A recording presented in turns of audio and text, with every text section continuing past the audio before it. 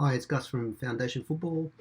Today, I just want to discuss some of the problems that I've been encountering in coaching youth football over the last couple of years, which pertain primarily to, I guess, a sense of expectation of what the kids that I've had are capable of doing. And how to try to work around and navigate your ideas, your philosophy when certain things aren't working the way they're supposed to. The reason why I thought I'd talk about this today was because over the last couple of years, I started coaching a couple of different clubs, and to be honest, the level of play that I was expecting didn't eventuate. I began to second guess myself, heavily question myself in terms of my coaching ability, because not only could I not get my teams to play the way I wanted them to, but the results were quite poor at times, and it just seemed that with every game that we lost, it just got worse and worse because the confidence in the kids dropped even more, and it has been quite a significant problem. And in the last probably, I don't know, maybe a month or two, thanks to the help that I had from my assistant coach, the people around me, I've had to, reassess my philosophy, because up until a few weeks ago or a few months ago, I was adamant that I didn't want to change my philosophy in terms of how I was going to play, how I was going to make the team play, and so forth. But I've just come to a realization now that sometimes you do have to change and evolve with who you have, who the people are that you are coaching, and you've got to try to find the best possible solution to make those kids in that team play in a way where perhaps you may forego a little of your philosophy in terms of, for example, my philosophy is based on possession football, is on teaching kids how to play intelligently, how to take risks, how to solve problems. But with a lack of resources, a lack of time, and of course, again, it comes back down to the quality of the kids that you've got. That philosophy might not hold true because no matter how hard you try, things just don't improve because you've got a whole lot of parameters around you that are going against you. So, it's important that you understand, and I'm not more or less talking about younger age groups. I'm not talking about under 6s, 7s, 8s, 9s, 12s.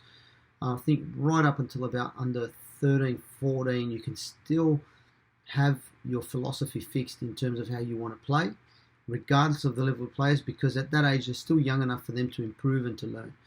But what I found in the last couple of years is that by the time they get to under 15, under 16s, they're so ingrained with bad habits that nothing you do as a coach is going to, change that overnight.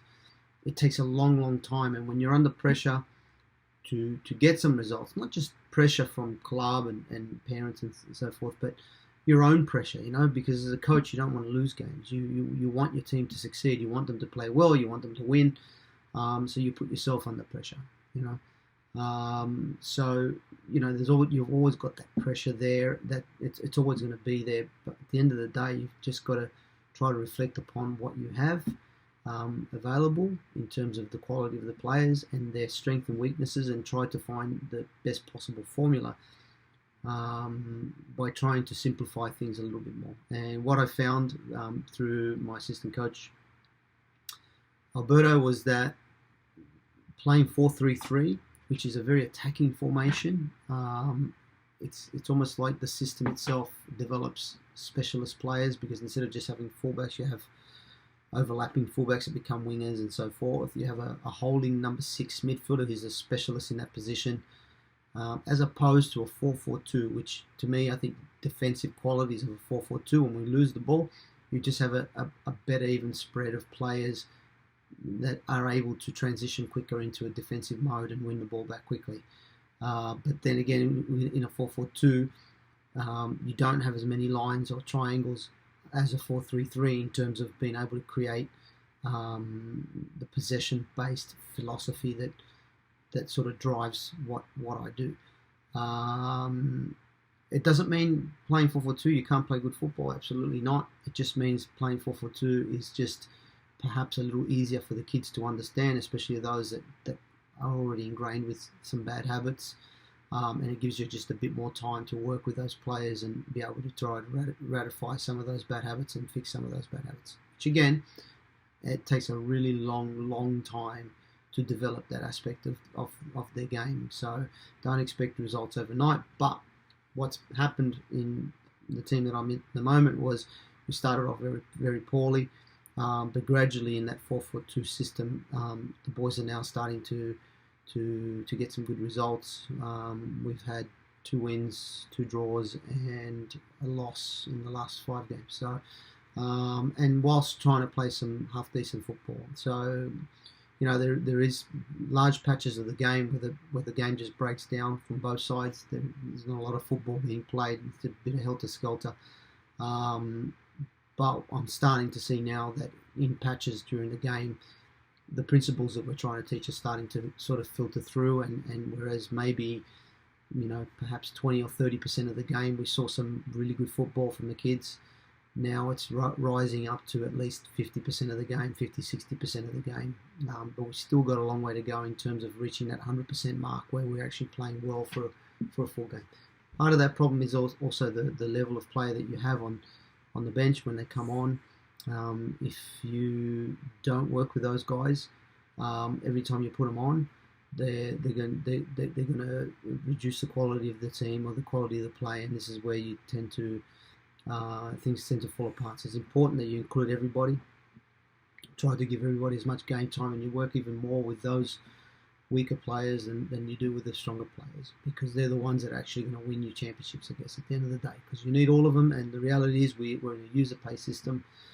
All kids deserve equal game time, even if it wasn't a user pay system, because at the end of the day each team has 16 players and they all got to get some game time one way or another, otherwise they won't improve. So it's the whole cliche or terminology, I guess, that you can say that if your child's going to school and he's in maths class, a maths teacher doesn't just teach the bright ones; they teach everybody, and that's the same for a football coach when it comes to children.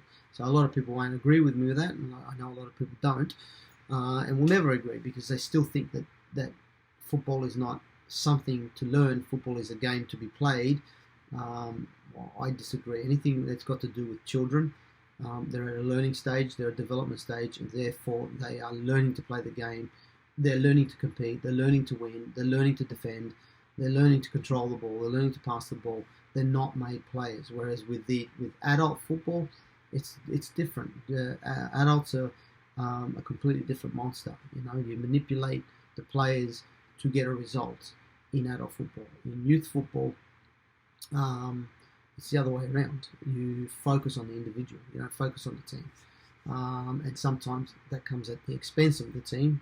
But at the end of the day, you've got to take that risk and you've got to take that chance on those other players, because by the end of the year, if you've got them playing a good number of minutes, they are going to improve. You've just got to find the right formula to include those players into the squad so that the team doesn't weaken too much when you have them all in there, type of thing. So, and it happens in every team. If you're lucky enough to have 16 individuals that are all relatively the same in terms of ability, that's fine. But if you've got a few players that may not be at the same level as the other half, then those are the players that are going to be harder to coach, because whether it's technical, whether it's resilience, tactical understanding, they still deserve to be taught. And at the end of the day, if you pick them, you teach them. It's as simple as that. You assess it at the end of the year, and if at the end of the year those kids aren't coming to training and they're not performing to the level that's expected for where you're playing, then you recommend that they go to a level that is more proportionate to where they are right now in terms of their development. It doesn't mean that they can't go back to a higher level, but it may be better for them to be at a level that's more commensurate for them. Therefore, it'll be better for them to get a little bit more game time to play against other kids that are more their level. So that's about it. So I guess it's a lesson that I've had to learn over the last couple of years, that as much as I would love my team to play like Barcelona, it doesn't always happen, unfortunately, especially with kids. I'll give you one example. I have a boy in the team at the moment who's a very, very good dribbler, and I don't stop him from dribbling. And a lot of people question and say he doesn't pass the ball when he's supposed to pass the ball. I think he's still young enough to be developing the dribble, and in this country we don't have dribblers, and in football the dribbler solves literally 100% of your problems in a game, because if those players that can beat players and take players on in tight areas inside the box, that generally tend to win you games. So if he's got that ability to dribble, I'm letting him develop that through the games on the weekend and at training, because it's a superpower. I don't want to take that superpower away from him. If I turn around now and say, okay, no, don't dribble. Just if the only time I want you to dribble is if you've got no other options. Otherwise, you just pass and move. You're taking an aspect of his game away from him. What I say to him, however, is that up until 75-meter mark of the pitch, you play for the team. But as soon as you get over that 75-meter mark, or just beyond the circle on the halfway line, you are free to be creative, to take people on, be aware of your surroundings, be aware of who's around you. If someone's in a better position, use them. But if you want to take people on, go ahead and do it and develop that part of your game.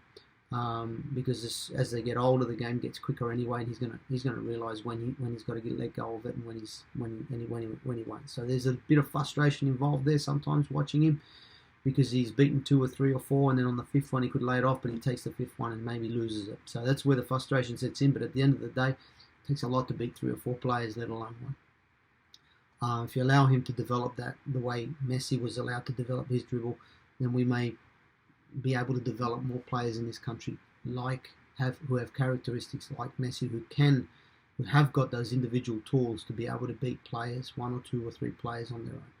And I think we need more of that. So anyway, that's it for today. Hope you enjoyed it, and please subscribe.